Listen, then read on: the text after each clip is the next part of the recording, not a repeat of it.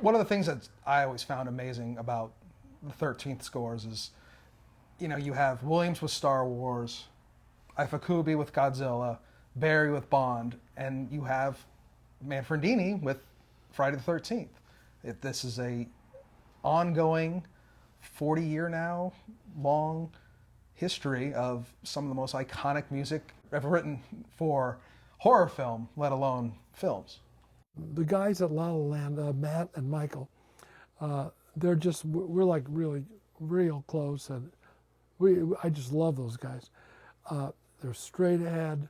They really love what you're talking about two guys who love what they're doing, and they both are huge horror fan geeks. I mean, I didn't realize they know like every film there is.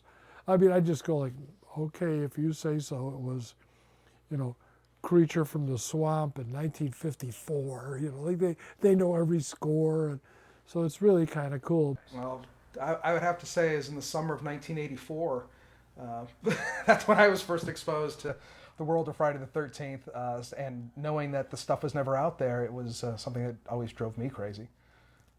But realistically speaking, well, we started La La Land in 2002, and I think we were ambitious, but we hadn't even released one soundtrack album yet. Much less where we are 18 years later. So, we had a short list of things, I think, that we wanted to see happen. Some, Spielberg Williams CDs and, things we loved as a kid. TV shows, sure. And obviously on the short list was, we wanted Friday the 13th music available like anybody, And it was kind of the thing of dreams that, it took, we always talked about it. It was something that, and we knew Harry prior to us doing, the releases we did, and it was always a source of frustration for him, and that just the elements weren't there.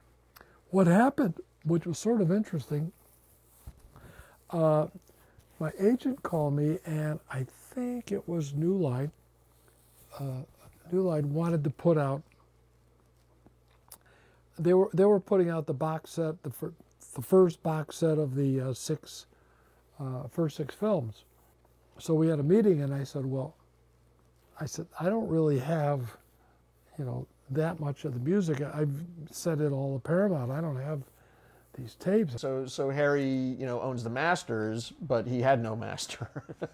So, it was unreleased, and it wasn't until 2011, because we did the screening event. It was in January of 2012.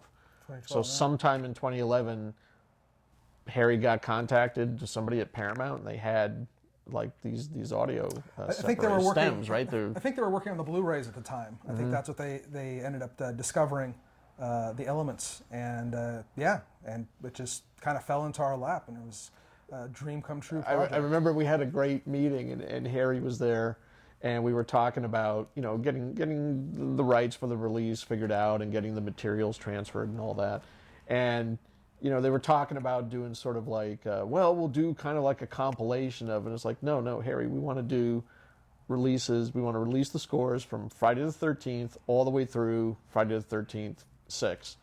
And I remember they were like, people want that? We're like, yeah, they want every note of it, I'd have to sort of edit it into listenable pieces, not just music. I mean, film score cues are, they're fragmented. They're modular. Sometimes what you hear in a film as a 6-minute piece is like 9 different pieces that all overlap and fade in and out of each other. It's like the opening of part 2, where Adrian wakes up and she takes a shower, and it flashes back and it goes back, and then she goes to the kitchen, and then there's all these different things happen. That's like about 12 pieces of music that all work in and out of each other. It's not one piece,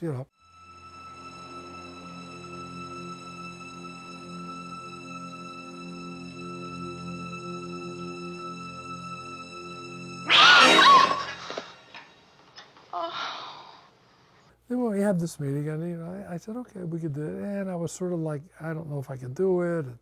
it's going to be tough, you know. So they wanted to do that. So anyway, next meeting we have, Matt and Mike are at the same meeting, and they're going like, well, we want to release all the music from the first 6 films. And I'm going like, what do you mean all the music? You know, everything, absolutely everything.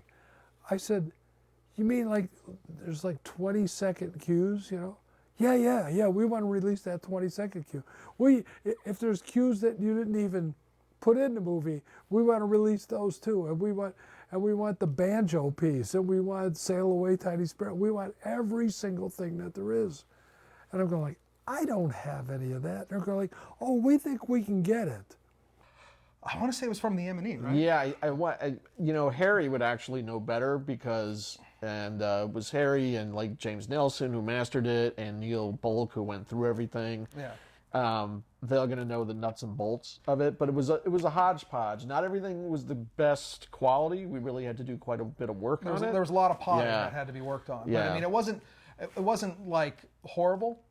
You know, Yeah. we've worked with worse elements, but no, the original recordings they haven't survived anywhere. Yeah, that's why this was such a find, because it was thought that there was nothing. Yeah. Not only was it a find, just to hear it and say, wow, this is not as bad as it could have been. Right, and thank God technology is where it is, Yeah. because it made it possible. Then the other guys went, well, yeah, maybe we could, you know, put this together. So actually they made a downloadable, they never made a CD or anything, but they made a downloadable thing that you could get. But Matt and Mike, I went to, they let me into Paramount at the, in the archive area, and it was like, oh man, this is like the coolest place ever, because there were costumes and statues. I was like, wow, all of these films that you've seen, there's just all stuff. So anyway, I go into the music guy's office, and I'm going like, oh my God, there's my tapes. You know, so they had just finished making, making this 6 DVD set. And so I said, well, how did you do that? I said, oh, we did it from Pro Tools files. I go like, none of these are Pro Tools files. These are tape. You know, come on, give me a break. He goes, oh no, if you look in this black box. And sure enough, here's these hard drives with all the music on them, Pro Tools files. I'm going like, can I have those? And he goes, no. I went, oh, I said, well, he says, those cases do not leave this building along with all that stuff. It stays here. I go, oh, okay. Can I make a copy? You know, just to have them? He goes, oh, sure, you can make a copy.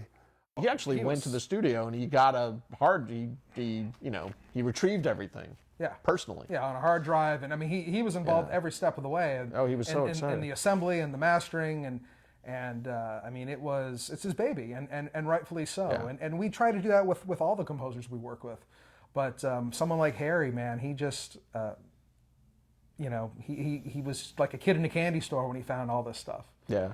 He was so excited. So I run out and buy me at that time, I think it was a 2 terabyte drive. It was a gazillion bucks. You know, isn't it? It's crazy what's going on. Well, in this particular case, it was, you know, Harry owned the rights to the masters. At the time, he actually owned the rights to the publishing. But it was a simple process of something falling into our lap, you know, and then going ahead and licensing the images from Paramount, who owns the first 6 films. A lot of things kind of came together. It was either right before or right afterwards. We actually had succeeded in making a deal with Paramount. For a long time, archival releases, soundtrack releases were not possible with them. And we had gotten into a situation where we were able to open that door. So we had a nice relationship with the studio already existing. And we knew Harry at that point, so. So I get this 2 terabyte drive, and I go to Paramount and basically spent the whole day just downloading every single thing that was there. And then So I go to Matt and Mike over at La La Land, and I say, okay, here it is, everything that there is. Oh man, this is great. Every release we do has a different, backstory of of what made it hard to do. There weren't any elements, or the deal aspect of it was really difficult, or the rights, or whatever it was. With Friday, it was it was the elements problem. So once the elements were available, we were positioned where everything else kind of fell into place. Oh, it was pristine. It was really great, and there was one issue with I think it was part. I don't know. It was one of them. A couple of the things got funny transferred over, but nothing, nothing ridiculous. But and there it was, the whole 6 of them in one box and everything. Well, we wanted something iconic for the cover, and there was this shirt that Harry would wear that had basically Jason on the cover, a body-esque of Jason on the cover. It's appeared. And with the musical notes from the theme. And it was like, there's no other perfect image to put on the cover for the box set. Yeah, we saw people wearing this at conventions, and Harry was selling it, and we were like, well, that's the box cover. And he knew the artist, and we struck a deal with the artist and licensed it from him, and glad we did, because it's a great piece of artwork, and it's what's so amazing about Harry that I've always found is you've got Bernard Herrmann's Psycho theme, John Williams' Jaws theme, and of course Harry's theme for Jason. It's so identifiable within just a couple of cues. It amazes me. I not too long ago I came home from a vacation, and my son, he's 7 years old, he's walking around the house, he's going, and I'm like, where did you hear that? And he goes, oh, it's on a YouTube video, a video gamer that I watch, who when he's stalking, or he doesn't say stalking, when he's walking around and he's killing people, he starts humming that. I'm like, do you know what that's from? That's from Friday the 13th. That's Jason Voorhees. That's how cool and iconic that music is. He's in such a rarefied club. I mean, your average, just sort of average lay person, non-fan obsessed person, they'll know Star Wars, they'll know Jaws, and they'll know, the Psycho theme and John Carpenter Halloween. But that's a rarefied, what was it, like 4 people we just mentioned? Yeah. And Harry's right there with them. And that's a very, very rare, specific kind of club where the entire world knows your music. You don't even, you just have to, and you're done. Everybody knows it. Yeah. They know exactly what it is. It's incredible. Just hum a couple of notes and they know exactly what it is.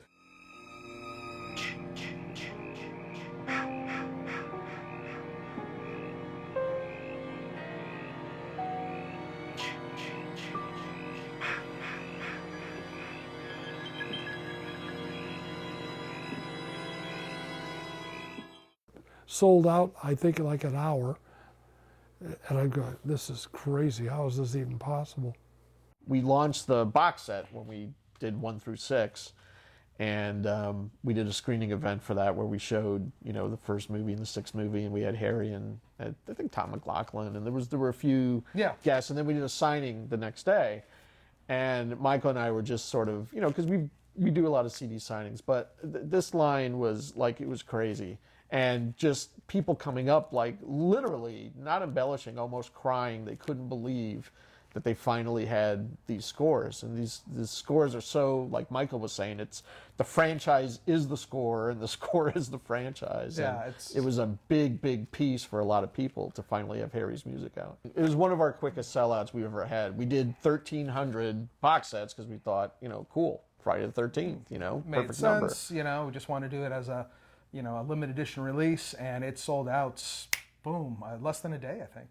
Yeah, it was crazy. Yeah. We had the event, and then by the time we had the signing the next day, they were gone. And we thought, because it's kind of an expensive album, it was expensive to produce. So, you never know how people are going to, I forget what the retail I don't know, it was probably pushing 100, somewhere around there. Yeah. It's $100. So, and it was just, it was like, it went so fast that we ultimately had to put them out individually because there was such a high demand for them. And then after it was out and they sold out, well, then Matt says, we could do like part 1 just by itself, and then part 2. No, so now we're releasing now we have all 6 out as single CDs. And I actually think, I'm not sure, but I think there's a rumor that they may do another box. I think what we're going to do is 9 and 10 eventually. We are working on 7 and 8 right now with Harry and Fred, and those will be out sometime later in 2020. But we would love to, finish up the first 10 and do 9 and 10 at some point, because they deserve to be out there. They are some of the best horror scores ever written. They love me, and I love them, and they like my music, and they're great. He's the star of the franchise. Other than Jason, it's like it's so as a matter of unique that the music is just a constant. It's just identifiable immediately. As a matter of fact, he's actually even more of the star. I look at it because, let's face it, Jason is really not in the first movie. That's true. And in the second movie, he doesn't have the iconic hockey mask. But the one thing that's been consistent in every single Friday movie is Harry and his amazing score. And just thinking back to that signing we had for this set where somebody came in with a rowboat oar. That's right. And had Harry sign a rowboat oar. I mean, he signs machetes and masks all the time, but when I saw the oar, I'm like, well, all bets are off, right? I mean, now. But this fan, he gets it. It's like he understood the importance of that, and just an example of how Harry's gives the greatest composer fan signature autograph in the business. I mean, every fan, he's signed probably thousands at this point. Yeah. He's thousands of CD booklets, and everybody, whether you see him in person at a signing or you were lucky enough to get an autographed copy through us, this is how he signs everybody's autograph. Each and every one. The plans are to do Friday the 13th live with a live orchestra against the picture. So we're working on that. Right now it's a real work in progress. We're working with Harry right now to put together a live score-to-screen presentation for the 40th anniversary. So hopefully that'll come together, and as if Harry's not a big enough star, we'll kick it up even another notch. We'll give him a machete to conduct with. He mentioned me on the phone. He said, and at the end, for the last piece, I want us all wearing hockey masks. Of course. There you go, of course. Yeah. Right? That makes total sense. So